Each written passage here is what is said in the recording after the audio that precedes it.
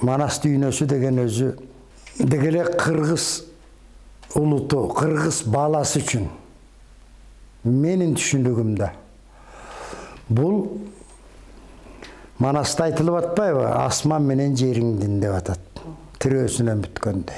Айың менен күнүңдүн ширөөсүнөн бүткөндөй. Деп айтылып атпайбы? Бул асман менен жерди бириктирип турган улуу дүйнө. Мына ошол эле сөздөн алып Манас дүйнөсүн тапсак болот. Бул Манас дүйнөсүн чалкып атат, океан болуп атат, дайра болуп агып атат деп баягы салыштырмалуу тилибиз жетишинче айтып келатабыз, даңктап келатабыз. Бирок бу да кастык кылат. Манастын сырдуу дүйнөсүн түшүнө билген адам азыр барбы жокпу Кудай акы биле албайм. Баягы эми окумуштуулар изилдеп атат, баарын билебиз дегендерди дугуп жүрөм. Жок.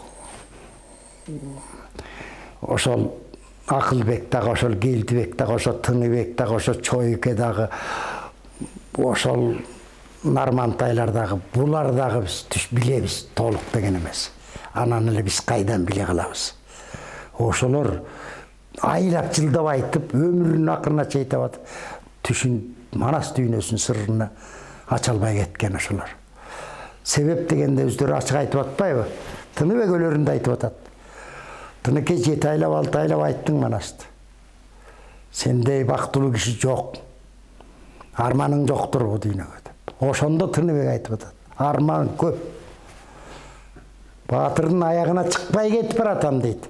Ошончо жыл Манас айтып атып, аягына чыкпай кетип. Анан азыр 7-8 мүнөт Манас айткандар аягына түшүнөбүз, билебиз деп атпайбы? Бул антип айтпаш керек. Бул сырдуу дүйнө. Мунун чечилиши бул Манастын өзү, Манас баяндын өзү адамдын акылы жеткис нерсе да, адамдын акылы жетпейт. Себеп дегенде мен ар бир сөзүмө түшүндүк бере кетейин, мындай бүдөмөк айтпай. Манас дүйнөсүн акылы жетпейт дегеним, муну бир гана Кудай кыргызга берип атат го. Ошол А деген арипти билбесе, же болбосо аны бирөөнүн жанына отуруп алып улам кайра айттырып жаттап отурбаса, кой кайтарып жүрүп эле мындай айтканда, же болбосо бир жолоочулап баратып эле, анан ош жерден эле Манастын башталып кетиши не деген акыл жеткис нерсе бул. Акыл жетпейт. Анан ошончо биз билгенибиз азыр миллион сап деп коелучу, мындай айтканда. 1,5 миллион деп деле коелук. Сапты бир ооз А деген арипти билбей туруп, өмүрүнүн акырына чейин жылдап, айлап айтып аткан кантип акылың жетет анан буга? Баягы ушту десең куш эмес, урду десең таш эмес дегендей кеп болуп атпайбы? Ошон үчүн Манас ааламына кириш үчүн менин оюмча жеке адам өмүрүн, бүт өмүрүн арнаган күндө дагы жана Тыныбек айткандай Манастын аягына чыкпай, ойлосоң оюң жетпей, иликтеп жүрүп отурсаң акылың жетпей. Мунун себебин айта кетейин. Улам бир кыр ачыла берет да. Ушу кете бересиң да. Улам бир кыр ачыла берет. Бир эле окуянын мунусун бүтүп тигил карасаң, ошол эле окуянын башка бир Манастан карасаң, андан кээси төмөн түшүп калат ба? Ал Манастын дараметине жараша. Кээси таптакыр башка. Улам бир кырдашкандай эле кете бересиң да, улам жаңы болуп анан кийин ошон үчүн Манас сырдуу дүйнөсүн изилдеш үчүн бул менимче табыла койбой турган нерсе го деп ойлойм. Ушул сырдуу дүйнө бул табылып, Манастын сыры табыла койбойт го деп ойлойм. Бирок кыргыз баласы тапты деп айтууга дагы бир жагы бар. Себеп дегенде тапканыбыз ушулда. Мына бүгүн канча вариант манасыбыз Кудайдын кулагы сүйүнсүн. Жакшыбы, жаманбы, бийик деңгээлдеби, же ылдыйраакпы, төмөнбү, баары бир манас дүйнөсүнүн варианттары бизге жетип отурат. Кудайга шүгүр деш керек. Ошолордун бир сөзүн кемитпей, албай, кошпой, анан жазуучулар бар, кээ бир жазып ийбей келатканыбыздын өзү ошол манас дүйнөсүнө толук сүңгүп кирип, таап, сырын таап чыкпасак да аралашып жүрүүнүн өзү бул кыргыз баласы үчүн чоң бакыт. Чоң бир аброй атак дагы деп коелук. Атак даңктагы, сыйлык дагы, сыймык дагы манас дүйнөсүнө аралашкан адамдар. Ошого бактылуубуз дешибиз керек. Анан кийин Манасты романдын ырчуулу Каратай бабабыз баштаган деп айтылып келатат. Бул логика карап көрсөк, бул чындык. Бул чындык. Анткени Манастын жанында акыркы демин алгычакты жанында жүргөн киши. Ошончолук улуу талант, ырчуул деп айтылып тургандай эле атында. Ошо Манас өлгөндө кошкон экен бул киши. Кадимки кошок. Кошок. Кийин эле калды бул. Эркектерди дагы алып келип мен коштурганды угуп калдым айылдан. Бир атактуу кишилер каза болуп калды, мурда исполком башкарма болуп жүргөн. Мен бала кезде. Ошондо Алмамбет деген атабыз бар эле биздин айылда. Ошо кишини чакырып келип, Алмамбет ата, ушу кишини кошуп бериңиз деп. Анан кадимкидей, жана кошоктой эмес алардын кошкону. Мындай төкмакындар сыяктуу, ошо сыяктуу, анан кандайдыр Манастын дагы бир кайрыктары кирип кеткенси дичме. Мен бала кезде ошону таң калдык да. Ал кезде баягы карыялар таң калбаса керек, мурда угуп жүрдүлөр. Бизди муунайбай таң калдык. Эркек кошуп аткан эмнеси деп. Анан көрсө ошол мына кийин ал чыкпады, мына Чыңгыз атабыз өлгөндөн баштап мына Түгөлбай аталар тигип булар каза болгондо мынакей биздин акын балдар кошту го.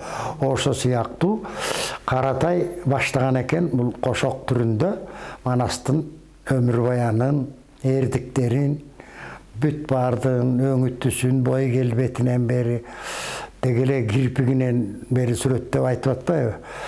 Ошондон уланып анан кийин Манаста айтылгандай сай косколуп тоо болгучакты, сай түгөнүп коо болгучакты бүт айтып, сырындагы анын бийигине, тоо болсо бийигине чыга албай,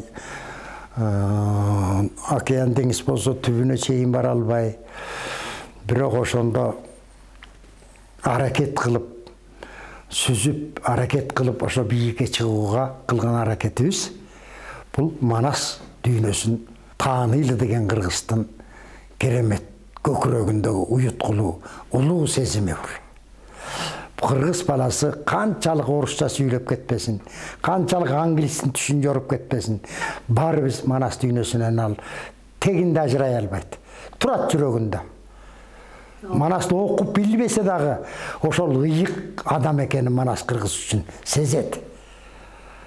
Анан ошон үчүн кыргызга Кудай бериптир. Мына ушул Манасыбыз менен бүгүн мактанып атабыз, даңкталып атабыз. Кино өнөрүндө болобу, сүрөт өнөрүндө болобу, театр өнөрүндө болобу, кай жагында болсун, бүт азыр Манас аралашпаган кыргыз дүйнөсү жок. Мунун өзү дагы бир чети кандай деңгээлде болгон күндө да ыраазы болушубуз керек. Ошого аракет кылып атканга. Анан биз кыргыз жаманбыз да. Ой, бир жерин тыштап коюптур. Ой, тиги жерин ушундай кантип Манас болсун, бир актер ойноп атат, Манасты, ал Манасты биз кайдан таап келебиз, айланайын. Бир 20-30 метр бийиктикте киши жок да. Актер. Бирок ошо кылып аткан аракетибиз Манас дүйнөсүнө аралашып атуу, элди тартып аралаштыруу максат кылып атат да алар дагы. Ушул унутуп калбаса экен келечекте Манасты. Мен атам 2,5 каза болуп калыптыр, а кишинин алар эмес, өз атамды билбей калдым. Сүрөтүнөн гана билем, билип калдым а кишини. Атанын тарбиясын алсам балким башкача табылды болмок белем. Мындан дагы мыктыраак. Анан а кишинин Канча жашында каза болду? Атам 63 жашында каза болуптур. Анан бирок мен а киши менен катарлаш жүргөн бир эле мисалды айттым го, Саякбай атанын 2 жолу батасын алдым. Ал кезде Фрунзеде ошол апам менен келип эр табылды деген чыгармасынын акчасын, гонорарын алганы келди, апам мени ээрчитип келди. Анда ошол бир 3 класс белем, 4 класс белем, ушундай элем. Эр табылды Кенже эпостордун бири да. Ошону сиздин атаңыз жазып атат. Ооба да. Ошондо басмадан чыгып атат, э? Ошондо басмадан чыгып атат. Биринчи жолу, экинчи жолу басылып атыптыр. Анан ошондо ошону алганы келатып, көчөдө келатып, мына бул цирктин, азыркы цирк турган жерде базар болор эле. Чоң базар. Ошо базардан апам эми айылдан келдик да бирдеме ала кетем деп кайрылып, санан бир абышка жолугуп калды. Анан экөө көрүшө калып эле, алыстан көрө калып эле, кучакташып эле, ыйлап эле кирсе болуп, элдин баары орусу деле, кыргыз деле карап атат. Мен деле аң-таң болуп эле карап турам. Бир топко чейин ыйлашты, бири болгондо 10 мүнөттөй колдорун кое бербей ыйлап учурашты. Анан кийин апам, ой Такенай бери кел, атаң менен учураш деди. Анан барып салам алейкум. Анан колумду алып, бул ким, кайсы бала деди апам. Анан апам, бул акайыңыздын баласы. Кийин уктум, уккам эркек балалы болду деп уктук эле. Акайым өлбөй калган турбай, кел алдыңа кетип калайын деп анан кучактап туруп, чекемен жыттап батасын берди. Эми Манасчы бол деген жок, бирок өмүрүң узун болсун, өрүшүң жайлуу болсун, айланып кетейин, көп жаша, атаңдын атын өчүрбөгөн, жакшы бала бол, акылдуу бала бол, ыймандуу бала бол, айланайын. Кудай берген турбай, акайым өлбөй калган турбай, уктум эле. Ошентип анан биринчи жолу ошондо көрдүм, экинчи жолу чоң. Канча жашта элеңиз? Ошондо 3-4 класс окусам керек. Эскирип калган турбайбы? Ооба, андан кийин мектепти бүтүп, Бишкектен кетип баратсам. Ошондо ал киши ким болуп атат? Саякбай болуп атат. Саякбай ата болуп атат. Саякбай ата болуп атат. Андан кийин кетип баратсам, балыкчынын автовокзалында баягы киши турат. Таанып калдым да. Андан арадан көп жыл өтүп кетти да. 5, 6, 7 жыл өтүп кетти. Ушул 65-жылдарга жылдарга дейм алып кийин жолукканым, 66 жылдарга. Баягы киши турат, Саякбай ата турат. Баары чуркаган боюнча барып эле учурашып калдым, анан тааныбай калыптыр. Кайсы бала элең, алдыңа кетейин деди. Анан кийин Актандын баласым табылды. Ой, алдыңа кетейин. Каяктан жүрөсүң бияк? Ушинтип Фрунзеден келаттым эле сизди көрүп. Учурашайын деп. Алдыңа кетип калайын, чоңоюп калган турбайсыңбы? Апаң жакшы жүрөбү? Эл журт жакшыбы? Тиги деп анан кийин дагы анан эки бетимен эки өптү. Эки бетимен эки өп. Асылдан калган туягым, айнектен калган сыныгым деди. Ушундай бир куюштуруп, аман жүр, аман бол, алдыңа кетип калайын. Тентектик кылба. Жакшы бала бол. Атаңдын атын өчүрбө. Деп анан мен ушул жакта жашап атам, азыр балыкчы ушул жерде ак өлөңдө экен. Ошол балыкчыга ар жактан келип бир эма кишилер жүрөт да. Келип калса керек. Анан акыркы көргөнүм ошо болду. Ошентип 2 жолу батасын берди. Андан кийин атам менен үзөңгүлөштөрдөн Осмонкул атаны көрүп батасын алып калдым. Исмаил атаны көрүп батасын, Исмаил Борончиев атаны көрүп батасын алып калдым. Абды Байсалбаев деген, Шекербек Шеркулов дегендер менен Мыскалы жеп көп көрдүм үйүбүзгө. Биздин айылга дагы концерт коюп барган 2-3 жолу барып үйгө барып конуп кетти а киши. Эми а кишилер, улуу кишилердин баарын ошондой батасын алып калдым, бирок баары эле жакшы батасын берди. Анан кийин мен өзүм композитор болом деген киши болчумун. Бала кезимден. Анткени Калыйбай байке ар өткөндө бир өткөндө бир конуп кетпейин кетчү эмес Молдобосанов. Анткени Молдобосан менен атам агынидей болуп филармонияда илгери бир короодо жашап калган. Аны Калыйбай байке да атамдын баласындай болуп калган киши. Анан а кишини көрүп алып эле дирижер болсом, композитор болсом дечүмүн, бирок тагдыр. Анан ошондо эмне манасчы болом деп ойлодум экен деп өкүнөм да кийин. Ойлобогон себебим мен кенедей кезимден баштап мени мектепте сабак баштыларда классташтарым баары тирүү тандырбайт.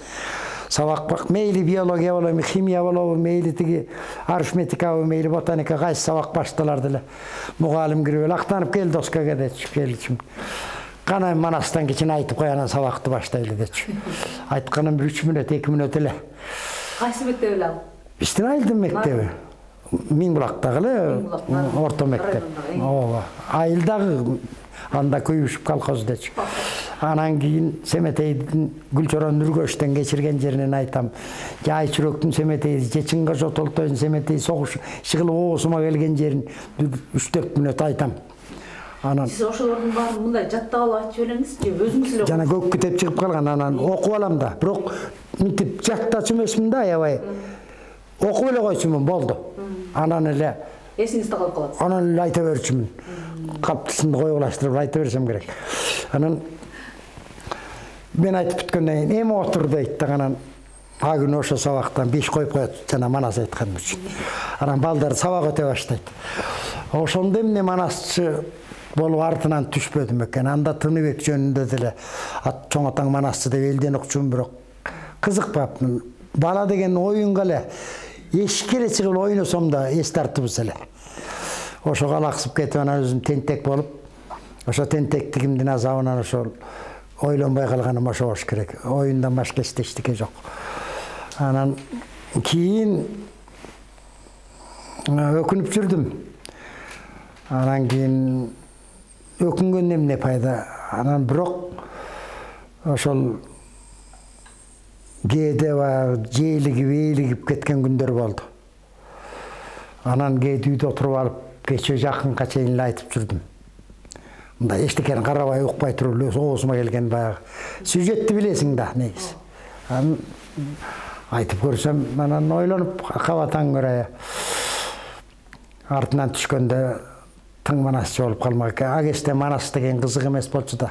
Партиянын убагы манасчы деле жок, Куркаш байкеден башка. Анан манасчы деле баягы абышка кемпир укпаса жаштар укчу эмес анда деле. Анан кийин мага комуз, аккордеон, анан ыр, анан театр тартып кетти дагы. Театрга киргенни манастан ажырап калдым ошондон кийин. Ошентип, бирок жана өзүм айткандай башында ар дайым манас менин каны жанымда кошо жашайт. Мен манасты, менин атам Актан Тыныбектин баласы да манасчынын өз баласы. Ал киши манас жөнүндө 4-5 күүсү мына Затаевич жазып кеткен нотасы менен турат. Чоң кошуун, Семетей күү, Алмамбеттин арманы, Каныкейдин ошол күүлөрү турат. Эми а киши манасты кара сөз менен айтып жүргөн Актан. Айтканда манасчыдан жакшы айтып жүргөн. Аябай. Аны мына көрүп калгандар кечеги ашыралы эстебестер какшап жүрбөт. Макайым манасты сөз менен айтканда келиштирип айтчу дейт. Актер да болсо керек ойлосом. Жөн эле менчилеп азыркыдай сүйлөй берсе ким угат? Ойносо керек. Кадимкидей ойноп бир Элди тартып. Манастылар сыйкырчы да. Булар сыйкырчы деп коюш керек. Жанагынча жаан жаап атканына карабай, таш жаап атканына карабай отурган эл сыйкырчы кармап отурат делди. Менин дүйнөмдө жашай берет дегеним ошол актан жалаң сөз менен кара сөз менен айтып актандын варианттары да бар. Архивде де турат. Мындайды айтып үйчү экен. Ырдап айтып үйчү экен, бирок арбыткан эмес экен. Ошол сөз өнөрүнүн артынан түшкөн киши экен. Төкмөлүктүн да жолуна түшүп Манасты кесип кылбаптыр да, мындай айтканда. Анан кийин анын баласы мен ойлоп жүрүп, мен өзүм театрдын кишиси болгондон кийин кой Манас жөнүндө пьеса жасайын, сахнада ойносун артисттер ушуну деп биринчи жолу Манастын төрөлүшүн, Баатырдын төрөлүшү, Теңири Манас деген пьесаны жаздым. Нарын театрына өзүм койдум. Көп жыл мурда, 30-40 жыл болуп кетти. Коюп, Манас миң болгон аткан. 95-жыл болду го. 95-жылы Манас миңди коюп келип, Борборго келип, Кыргызстандагы болгон театр, опера, балет баш болуп, кырдырам төш болуп, бүт Манас ар түркүн Манастарды коюшту. Ош театр, Көл театр, Талас менен тиякта ачылды элек анда. Коюп келип, ошондо мен ошол жазган пьесам менен ошончо чоң театрлар ичинен Нарын театры биринчи орунду алдык. Менин пьесамда Манас жок. Төрөлүш эле бул. Бая Жакыптын Алтайда кордук көрүп жүрүп, баягы бул өзү комедия жанрында да болуп кетет. Күлкүңү да келтирип кетет. Ошол жана Жакыптын кемпирлерин каргап шилеп, туубайсыңар силер. Кемпирлери сенден болбосо биз өзүбүз эле туй бермек белек деп абышкарлар менен урушуп, ошондой болуп отуруп, анан Манас төрөлүп атпай Кудайдан сурап атып, анан ошол жөнүндө анан Манас төрөлүп, Манасты баланы Кыдыр Алейхисалам келип жанагы атын коюп атканда Манас болсун деп койгон менен спектакль бүтөт. Ошол пьесаны жазып ал коюлду. Кудай ден соолук берсе ошол пьесаны кайталап да бир койсомбу деген ой бар. Экинчи жолу Кайран энең Каныкей деген спектакль. Бул мен жазган жокмун муну. Каныкейдин өзүнө эле жанагы Тайторуну сүрөп талаада турган жери эле. Жалгыз эле Каныкей ойнойт мында. Эпизод. Чоң эле спектакль бирок. Мында Семетей де жок, Исмайыл да жок, Темиркан да жок. Эң талаада Каныкей энебиздин зарлап турганы Тайторун. Ошол аны өзүмүн колуктум Зура ойноду. Бирок тегерегинде жалаң Манасчылар айтып турат да, улам бир баянданан Каныкей кошулуп кетип, ушундай коюлган спектакль. Бул да ошо Нарын театрында болду. Ооба, бул да жакшы спектакль болду кезегинде, элге өтүмдүү көрүнүп. Бул Манасты түгөнбөгөн генч да. Андан кийин Азизхан Алманбет деген спектаклин жазып, бул да Манас жок, только Алманбеттин Кытайдагы туулуп, кантип Кыргыздын чегарасына өткөндө спектакль токтойт. Баягы тиякта кордук, кармаш коңурбайлар менен бала кезинен Эсенкандар менен болгон жаңжалы, Бурулчан менен болгон сүйүүсү, ушулар сүрөттөлүп кеткен. Анан энеси өлүп, ыйлап анан энесин сөөгүн көтөрүп Кыргыздын чегине Манасты көчтөй жол тапкан менен бүтөт.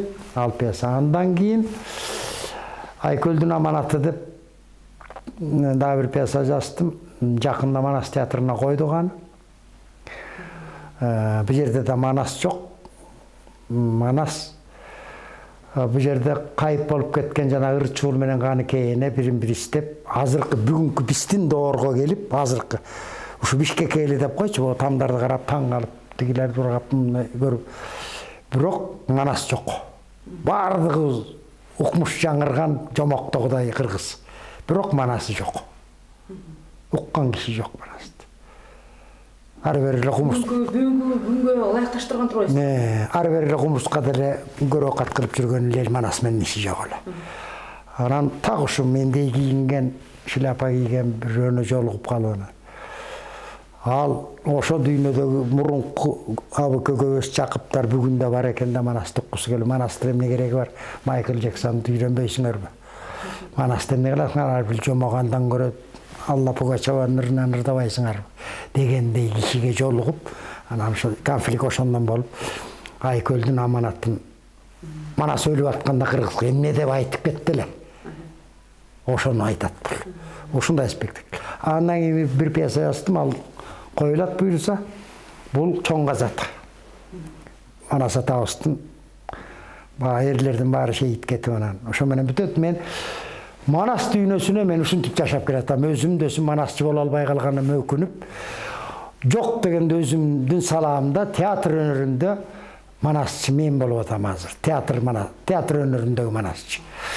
Анан дагы эле Кудай буйрса, Кудай мени албай турса, акылда эсти орунда кылып турса, дагы бир башка кырларын ачып иштесемби деген ой бар.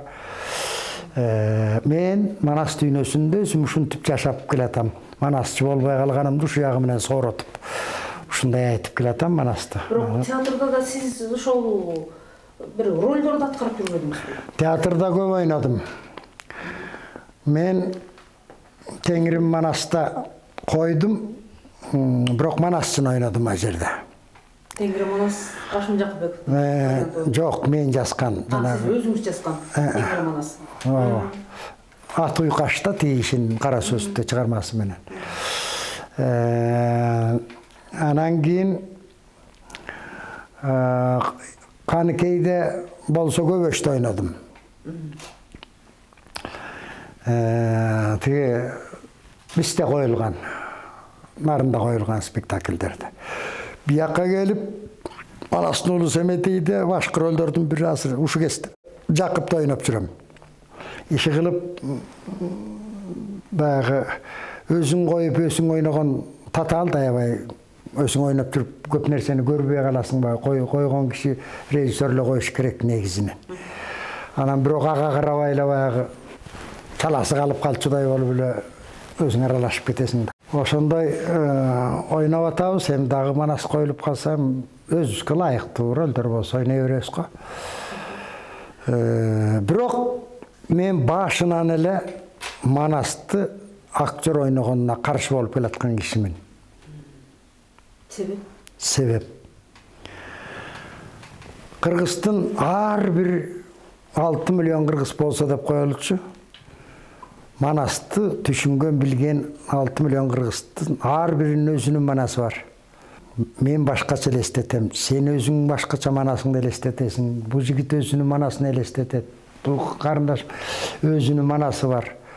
Анан кийин бир 180-190 бой бийик киши Манасмын деп сахнага чыкканы мен үчүн. Эми Манастын дүйнөсүн түшүнбөгөн кишилер үчүн боло берер. Бирок Манастын дүйнөсүн түшүнбөгөн Манас деп элестете албайм да, актер Манасты ойноп чыкса. Толбой каласың, баары бир ачка боюнча каласың. Сен өзүңдүн ичиңде Манасыңды көргүң келип барасың да. Ушундай Манас чыгып ойносо, мындай болсо, мындай кылса. Ананы көрбөгөндөн кийин аятаң көрө деп анан ошон үчүн Манастын ойногонго каршымын. Муну мен кийин көп кишилерден деле уктум негизи. Сиз Манас дүйнөсүндө аралаштырып, бирок бир топ ийгиликтерди жасадыңыз да баары бир. Ошонун артынан болду да китептерди жаздыңыз, туурабы? Сахнада тиги сонун образдарды алып чыктыңыз. Буга окшогон мына моундай китептерди жаздыңыз дегендей.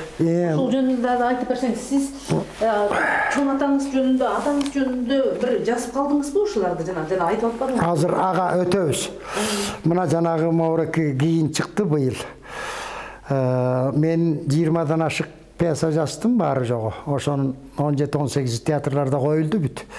Ар кайсы театрларда, ошондо Көлүндө, тияк биягында, Баткенде чейин. Бирок Маврекинин ичинде моунда көчмөндөр, көсөмдөр деген ат менен чыкты бул тандалмалар. Мында Манастын 3 килтиги бар, Атилла бар, Тагай бий бар, Барсбек бар, Карга бий бар. Жалаң ошо ат айтып тургандай көсөмдөр биздин улуу тарых. Бул тарыхый немелер, чыгармалар бүт. Пьесалар бүт, тарыхый чыгармалар. Анан мага жана сен башында айткан аянды менин аян алганым эле ушул жанагы мага жанагыдай түшүмө кирип же көз көрүнбөсө дагы жүрөгүмө аян берилип атат да, тагай берилип турат ушу Манас дүйнөсүндө. Анан эми өмүр жетпейт да болбосо башынан аягына чейин Манасчы болуп Манас айтып чыкпасам, башынан аягына чейин киного тартып, спектакльдерди коюп, жана башка бир ушундай нерселерди жасасам деген ниет бар, бирок эми ал өмүрдүн жетишинче ак кызматыбызды арбак алдында кыла беребиз. Жана айткандай, бизден мыктылар, акылдуулар, жакшы атуулдар эл үчүн күйүп бышкан Манас дүйнөсү үчүн чыгар, алар жетер, биз жетпегенге. Кыскасы, баары бир кыргыз турган жерде Манас өлбөйт деп ойлойбуз. Мындан да күчөп, балким ошол жанагы чоң Манастар турган доордон дагы андан дагы укмуш бийиктикке көтөрүлөбү деген ойлор келет да, балким көтөрүлөт, келечекти болжоп болбойт да. Алам мен жанагы чоң ата жөнүндө дагы сурап кеттиң. Эми ал өзүнчө кеп. Манаста мындай кеп калган Кыргызда. Келдибекке конуп өтөм, Тыныбекке түштөнүп өтөм, Сагынбайга учурашып өтөм деген экен Манас аян бергенде деп айтылат. Ушул үчөөнө гана. Конуп өткөнү аябай да, шашпай конуп. Келдибек атабыз ошондой айтып жүргөн Манасты. Бирок тилекке каршы өтө өкүнүчтүү нерсе, аты калып өзү жок болуп атпай Келдибек ата. Келдибек деген Манасчы болгон экен. Болду. Башка эч дарек жок. Бул кишинин туулганы тууралуу дагы, каза болгон тууралуу, жашап өткөн өмүрү тууралуу жын жок. Мына өкүнүчтүү ушул. Ал эми Тыныбек болсо, Тыныбекти азыркы биздин доордо Манас дүйнөсүндө жалгыз Тыныбекти легендарлуу Манасчы деп бир гана Тыныбек айтылат. Бул өмүрү дагы бүт Манастай болуп жомок айланып кеткен киши экен. Сиздин чоң атаңыз? Чоң атам. Себеп эмнеге? Себеп дегенде бул кишинин акылын карап кой, пейилин карап кой. Бул кишинин шакирттери Тыныбектин өзүнчө мектеби болгон. Мына азыр окумуштуулар бир гана Тыныбек мектеп түзүп кеткен деп атышат. Сагынбай, Тоголок молдо, кадимки Дыйканбай, Бай Багыш, Кытайдагы Ишмат, Жусуп Акун, Чоюке, Залкар кийинкини баары Тыныбек мектебинен окуп атпайбы? Тыныбектен үйрөнүп атпайбы? Анан алар Тыныбекти устатын даңазалайт да. Улам оостон оозго өтүп Тыныбектин өмүрү легенда болуп калып атпайбы? Керемет. Манастай болуп жомоктолуп кетип атпайбы, түгөнбөй. Бул Тыныбектин бактысы.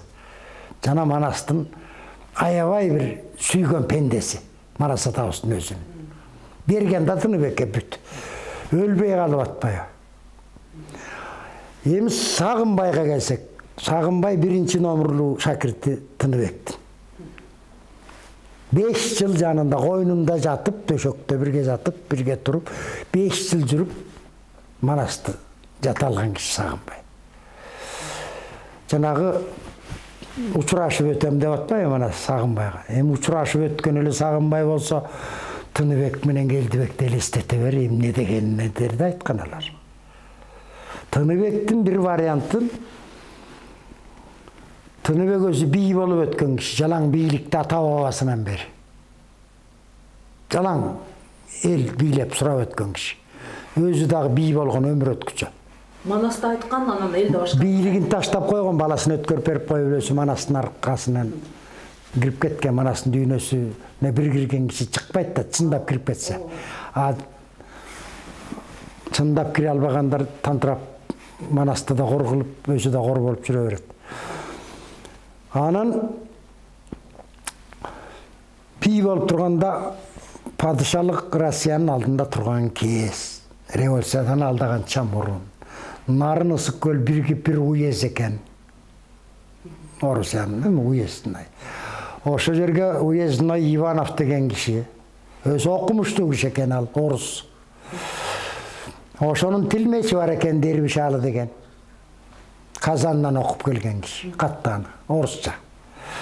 Ошол Тыныбектин уездный Иванов айтат экен, могу Тыныбектин манасын жаз, орус, кыргызчага китепке түшүр, кагазга дейт.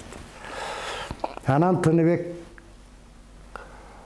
айтып келатып ойлойт экен. Тыныбектин өзүнүн айтып кетиши боюнча. Муну актан баласы жазып калтырган. Тыныбек ойлойт экен. Бул орус эмне жаздырып атат муну? Шекшит экен да. Балким улуу манас атамдын арбагына бир палекет кылып жүрбөсүн бул орус.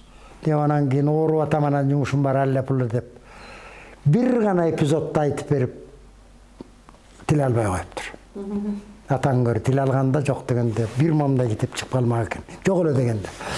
Семетейдин Айчүрөккө баратканы Гүлчуран Нургөштөн кечип, Айчүрөктүн жанына жеткенине чейин. Ошонун өзү эле момунча айланайын. Ошону кимди кайсы окумушту жазып атат? Ошол Дербишалы деген арабча жазат. Аны кадимки Ишеналы Арабаев таап алат. Ишеналы Арабаев Тыныбектин айтуусу боюнча деп туруп, Казандан 1924-жылы бастырат. Биздин ариф менен. Латын ариф менен бастырат. Биздикин мындай орусча эмес. Ошол Тыныбектен калган ошол.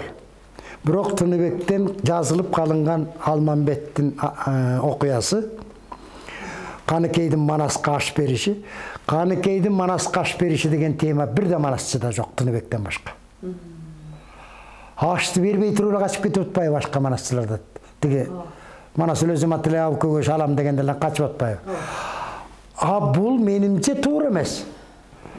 Абыке көбөш болмок түгүл, ажыдар желмогус болуп кетсин, Кыргыздын нарк салтын аттап өтө алган эмес. Манас кашты бердирип туруп чатакты баштаса керек деп логикалык ойдо. Манас кашты бердирип коюп, анан алам деп чыкса жөн. Кыргыз жесирин аш берлекти алам деп чыкпайт да. Бул Кыргыздын улуу салтында жок. Ал абыке көбөш ошол нарктын болуп турган кезинде нарктуу адамдардылар. Яйланай Манастын бир туугандардылар. Анан Тыныбекте гана бар бул Манаска Каныкейдин аш бериши. Ошол кол жазмаларда бар да. Ушулар бар экен академиядан азыр Омар Сооронов деген атабыз байкем таап Айтты сизге. Айтып, изилдөөлөр деген сериал чыгарып атат азыр Манас жөнүндө. Ошондо Тыныбек атанын ошол ар кай жерден баягы бирөөлөр алып келип өткөрсө керек. Анан кийин бирөөнүн табылышы кызык. Акталадан табылды бирөө.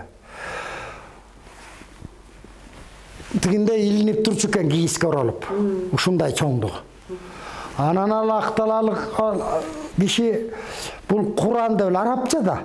Куранды эле илип коюптур тиги жерге. Куран экен, ыйык нерсе экен деп. Анан кийин бир күнү бир акыры жүрүп отургандан кийин анан мынтип арабчаны билгендер. Билгендер. Бир молдо келбейби, анан кийин молдо кебиздин үйдө бир Куран турат. Кайер экен ошону көрсөң дебейби тигиш. Анан молдо экен келет, сабаттуу киши экен. Келип баштаса эле мисалы үчүн мынтип жүрөт дейт.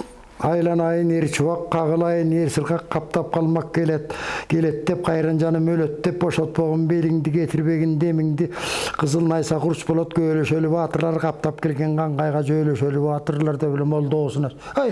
Бул Куран эмес турбайбы? Манас турбайбы деп. Ошондон анан кийин биякта Лимпостон жана Ишеналы Арабаев угаттаган. Эл кулак ээлүү деген чын. Анан ошентип бир-эки варианты Тыныбектики табылып калат. Бул бир кызык дептир. Муну башын жанагы орус участковой тиги тилмесине ошондо жарыктуу киши билген жок да. Болбосо бир топ айтып бергенде жок дегенде момунчасын айтып бермек экен. Бир чоң бөлүктү айтмак экен. Анан кийин экинчи бөлүгү 1943-жылы СССР менен Германия кан күйүп аткан 43-жылы Гитлер Тыныбектин жанагы манасын немисче Берлинде бастырат. Бул эмне деген шумдук? Согушуп атса биз менен кырылышып, эмне үчүн Кыргыздын манасын немис тилинде бастырып чыгарып атат. Латын арбинде кылып. Ошону аны ким которуп атат аны немисче? Мына Бексултан байке алып келип берди Германиядан. Бексултан Жакеев. Ушул өлөр алдында мага берип кетти ошону. Мына Тынык атаңдын манасын немисче 43-жылы басылган. Мен ушуну чече албайм, башым катат. Немистер эмнеге биз менен согушуп атып, Кыргыздын манасын ардактап Берлинден бастырып чыгарат? Неге? Ким которуп турат? Котормочусу ким? Жанагы Шенал Арабаевдин боюнча ошол боюнча немис тилинде которуп атат. Ошону таап барып, эми ошо жака манас кайдан түшүп калды мен билбейм ал кетип. Ишенбейин десең Берлин басма басылып колумда турат. Ал уже жайнап кетиптир, академияда болуш керек. Анан ишенип калдым жана биз немистер биз менен бир тууган дегенине. Кыргыз менен каны бир дегенинечи. Балким ошол өңүттөн бастыргандыр Кыргыздын. Эми бул жөнүндө ар кандай сөздөр айтылат, немис менен Кыргыздын ортосунда бир мындай жакындык барын айтылып жүрөт. Балким ошол себептен болбосо өрттөмөк түгүл, өрттөп тытып ыргытып жок кылбайбы тебейлеп. Эмнеге бастырат эле кайра жаңыртып.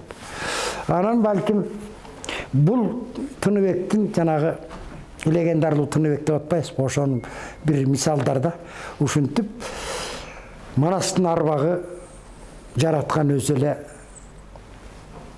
жолго салып атат Манасты. Улам бир жерден чыгарып эле. Көмүлүп, көмөйүн деп жанагы Манастын өзүндө айтылгандай Манасты басылбайт экен деп канча көмүп койсоңдор бир жакка тешип чыгабыз экен арбактын улуулугу да. Анан Тыныбектин тарыхы ушундай. Бирок муну толук айтып бериш Манас айткандай эле кеп, узуу баянда.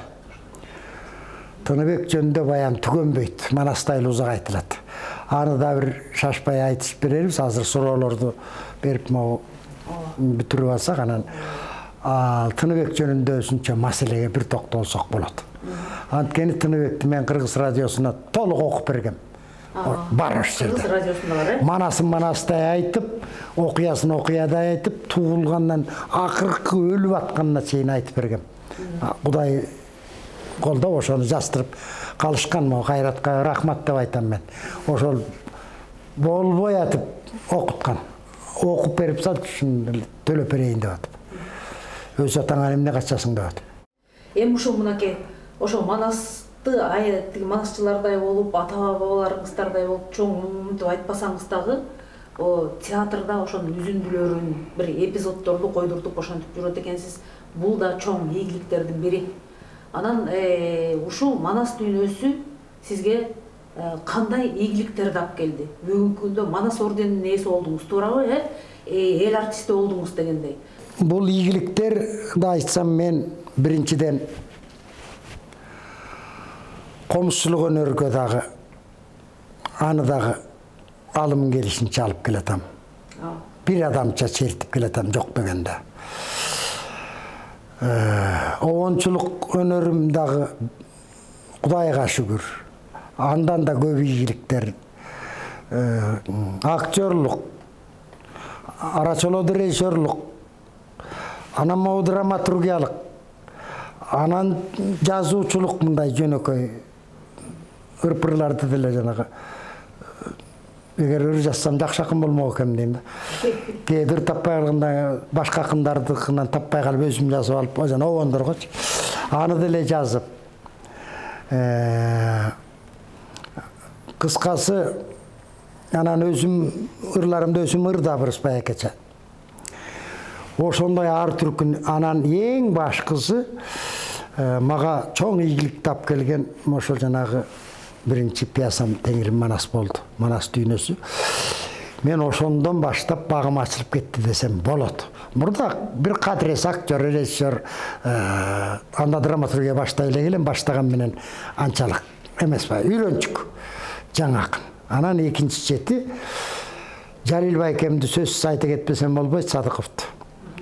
Ошол пьесамды алып келсем, ошо киши айтты, табылды, мурда жазып көрдүң беле пьеса дедим. Жок дедим. Бул биринчи пьесам, башка пьеса эле. Айланайын, сен ушуну таштаба, мен сенден агаң катары өтүнөм, суранам. И буйрук да берем. Сен жакшы драматург, чыкчуда экен сенден. Таштаба ушуну. Деп, ошо киши болбосо мен жазбай деле коймокмун. А дегенде жазган пьесаларым коюлбайт да, баягы сынчылар болбойт, бул коюлбайт ал деп жүрүп эле, анан кийин эле, анан ушул Манастан кийин эле дуң деп эле, анан кийин драматургдар ой шумдук жасап туруп, анан шумдук коет турбайбы, анан Манас деп, анан биринчи сыйлыкты ушунча театрдын ичинен алып кетиш деген эмне өзү. Сынчылардын баары мактабаган кез жок кезде, маданияттын баары эле табылды болуп калган. Ошондо кайсы сыйлыкты алгансыз? Ошо Теңири Манас спектакль үчүн Манас миңде бир эмес 2 жолу Манас медалын бербеди Бакаев. Бир эмес 2 берди. Биринде саатын кошуп бербейиптир. Биринде тим эле уручка-пуручка чөнтөгүндөгүсүн аябай бериптир. Ошондон баштаганда жолуңуз ачылган, ийгилик жолу ачылган. Ийгилик жолу мына ошол Манастан башталып кетти десек жаңылбайм. Ошондон баштап мен ага чейин деле мен ошол ийгилик Манас аркылуу келип атканын сезген жокмун өзүм. Мен өзүм кыйын турбаймбы деген ой келди да мага. Анан кийин көрсө мени кыйын кылып аткан Манас атанын арбагы, кыргыз элдин касиети Тыныбектин каны Турбаев көрсө. Деп азыр улгайып калганда ушул араң жетти мээме, эми араң. Болбосо бүт эле өзүм кыйраттым деп жүрүп турмун да. Анан анын үстүнө жанагы төкмакында болуп кетпедим борду жолдо, Кудай бетин салбасын. Анан Манасчы да болуп кетпедимби? Анан мынча Манасты жасап аткан киши жок дегенде өлө жатканда 1 саат айтасың да Манасты. Анан ошондойдун баары келип, чогулуп келип, анан кийин Манас баш болгон дүйнө мени ошол ийгиликтерге жеткирип, табылды деп кылып отурат. Анан эми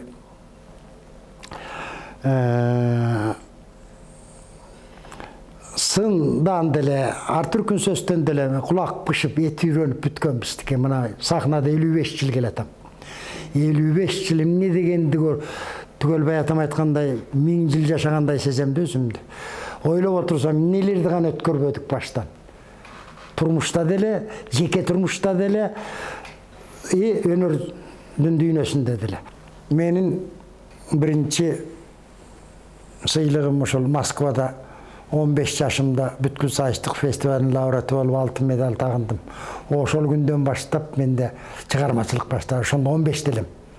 Анда Москвага кенедей окуучу бала эместиги обкомдор баралчу эмес да. Барып анан кийин Нарындын эле ошондо 15-теги баланы космонавт тоскондой тосподу.